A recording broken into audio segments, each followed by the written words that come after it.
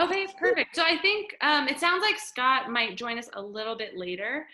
So we can go ahead and get started. I'd love for Colleen to kind of introduce herself and tell us a little bit more about Four Corners Slow Money. So they are our donation recipient this week, which is really exciting. $5 from every ticket is going to them. So I wanted her to share a little bit about her program and how they are helping farmers in the region. Okay. Yeah, and thank you for supporting us. We're really excited to be a part of this and for your support. That's awesome. So I'm one of the steering committee members.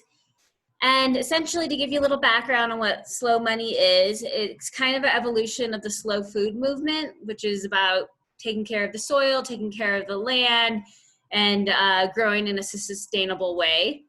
And so the founder of the slow money movement took this practice. He was an investor and thought to himself, how do we support farms and organizations that are taking care of our land and growing healthy food for us, and make sure that financially they have the support that they need.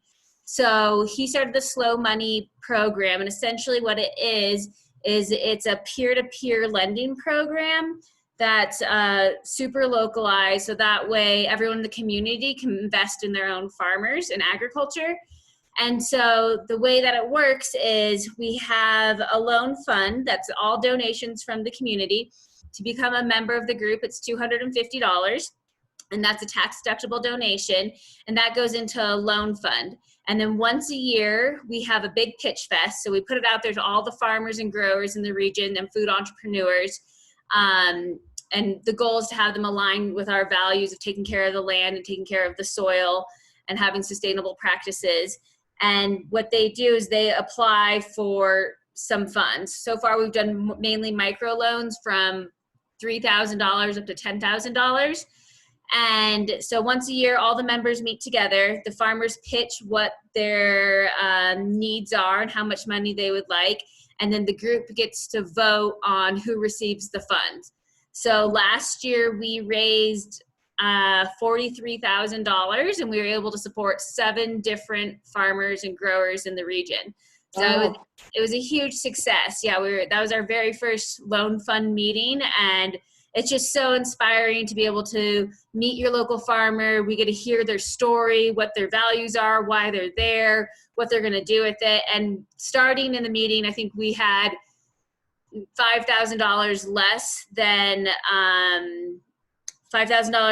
than needed to fund all the farmers, but everyone was so inspired that people donated, and we were able to fund all the loan requests. So it was really, really empowering and exciting time and movement to be a part of. That's amazing. I love Am I that. still there? Okay, my screen changed, so I just want to make sure you're all there still. But overall, our goal is to support a robust local food economy by giving growers, farmers, and local food enterprises a leg up in the Four Corners region. And so all the loans we give out are 0 interest, which is super helpful. And then farmers are able to use this to leverage it for additional funds if they need as well. So we really just try to make sure that they have the capital they need so they can get started, because this area isn't the most affordable, and it's really hard to get started as a new farmer, finding land, getting all the equipment, all that type of stuff. There's only a limited amount of resources out there. So we want to make sure that our farmers and growers have a leg up and have the support they need, because they're so important to us and having a sustainable food system. Okay. How are you doing with your fundraising this year? We're doing okay. Our big fundraising kind of starts in the fall, and our loan meetings in the winter time. So we are going to start that up here in the next month or so. Okay. Because obviously the COVID is impacting everyone in such a negative way, and it definitely is. And one of the beautiful things about this program is it becomes a revolving loan fund. So if we were to if none of the members were to renew this year, which I think people will because they're pretty connected to the mission, but if none of them were to renew, we'd still have $10,000 to lend out from other farmers paying back. Okay. So as you know, we formed in 2019, so this is really our second full year. But you can imagine 10 years from now, having that revolving loan fund, we'll be able to do some really great loans and make a big difference. That's cool. Very nice. Thank you for sharing that with us. I Yeah. didn't know what the name of the organization again is. Four Corners Slow Money. Sloman. So our website's fourcornerslowmoney.org. Okay. And so in terms of how we're adapting in COVID, what's the timeline for the next kind of round? And are all of those meetings going to be online this year? Yeah, we're still figuring out the format, but it's a similar timeline. So we try to do our fundraising in the fall to winter, and then we do the loans around January, early February. That timing seems to work with the farmers cycle best.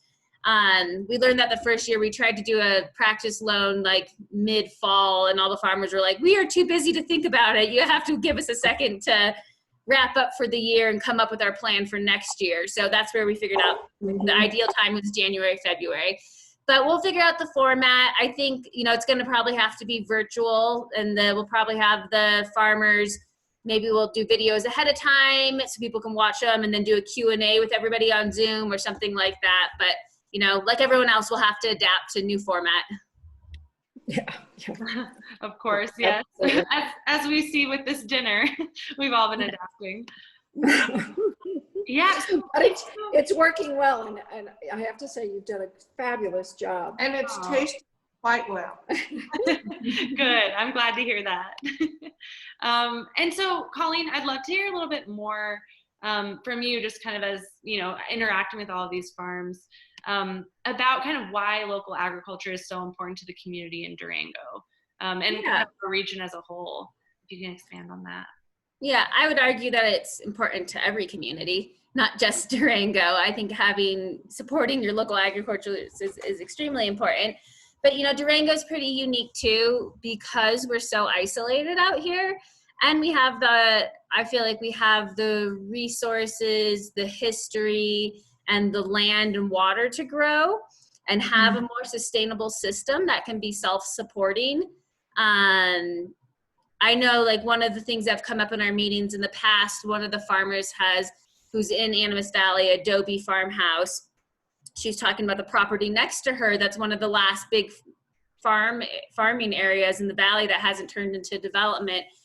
And she was just talking about how, like, the soil is so rich here and it's so great for growing, and we have the water that comes through here, and how it's kind of, it's hard for her to watch that be put, paved over with concrete and houses come up. Of course, housing's important as well too, but I think there's a part of like land preservation and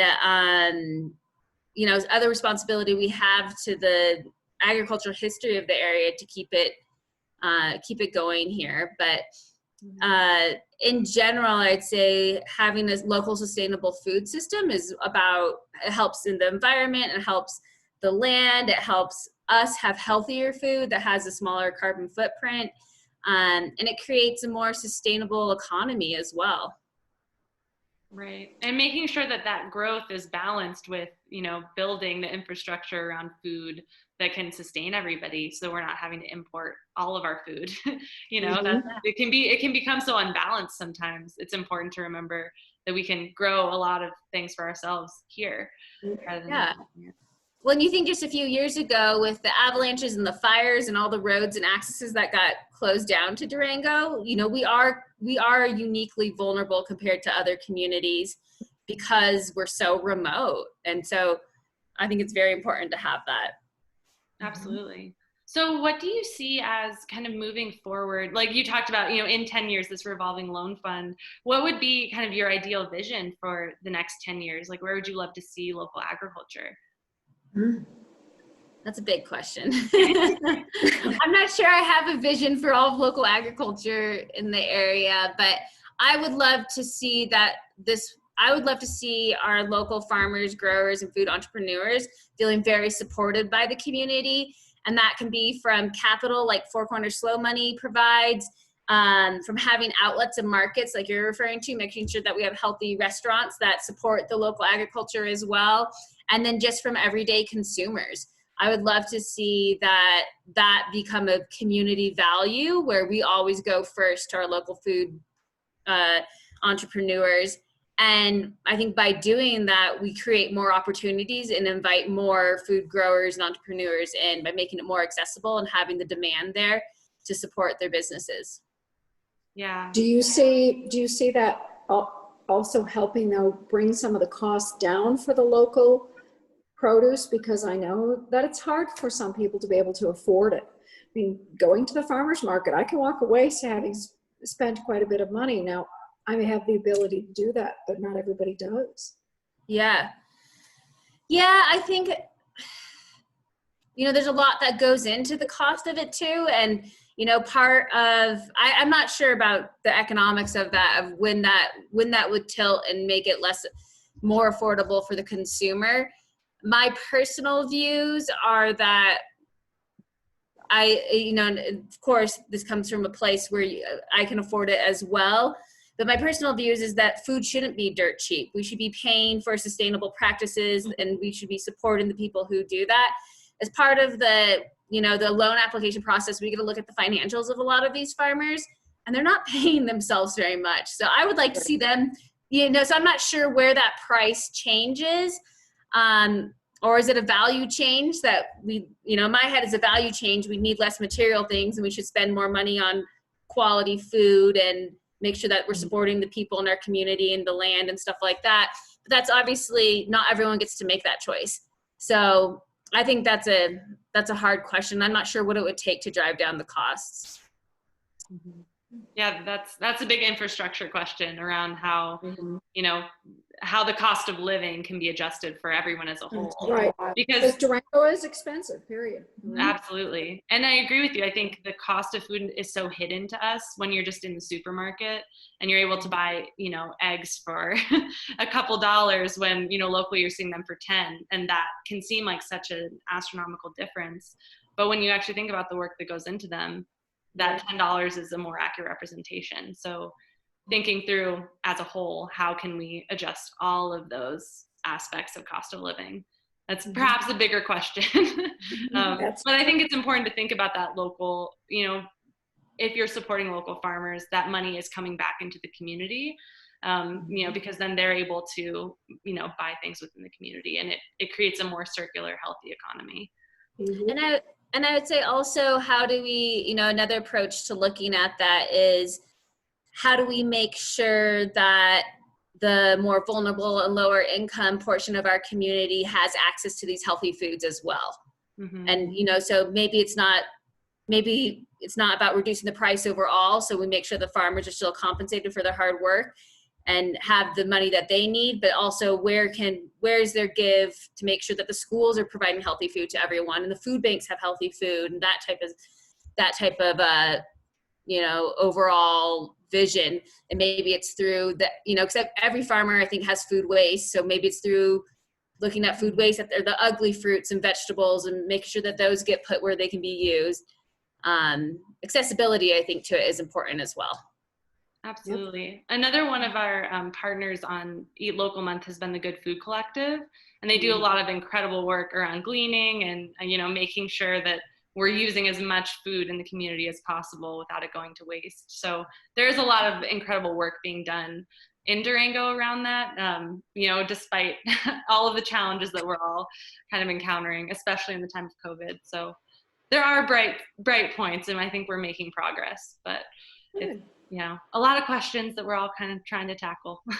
So are you looking for land to farm on? Oh, would you repeat that one more time? So are you looking for land to farm on? Yeah, I think, Colleen, would you like to kind of answer that? Our organization's not, so we would support the farmers who would be looking for land. Most of the farmers who apply for the loans already have land, because we're doing smaller micro loans more for like operational stuff and equipment. But I'm sure there's farmers out there looking for land to farm on. I think that's one of the big barriers for entering. I would, like I said earlier, I think Fort Lewis College, their incubator program would be a good start. Yeah, and I actually have a contact there. If you want to exchange email addresses, I could definitely connect you if that's something you're interested in pursuing. Okay, I've got yours, so I'll pass it on to Pamela. Perfect. Yeah, that would be great because I think I've heard that as a struggle in terms of just resources. So land, water, just having the access can be such a barrier to folks that are starting, and that incubator program does a great job with the land that they have, but once people want to grow from there, it can be difficult to find. So that could be a great connection. Okay. And good to hear that there is some land available. That's awesome. Absolutely. Yeah, it's getting more and more a premium in Durango, that's for sure. Absolutely.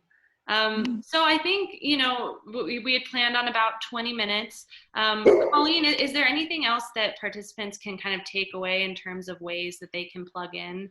And either, whether that's with your organization or with local agriculture as a whole?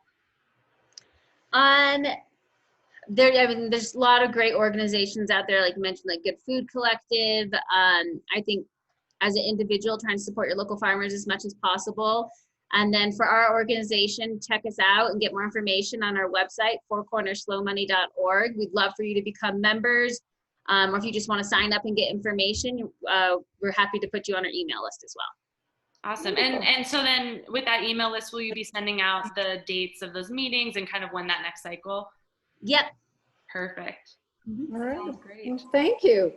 Yeah, thank you all. And thank you for supporting us by eating local yummy food. Awesome. Well, I'm glad I got to do it this year. I was trying to do it last year and just had too many things in the way. So, yep. Yeah. Glad I could do it. All right. Well, we're glad you could join us too. And we're so grateful to everybody who joined us for Eat Local Month Week 2.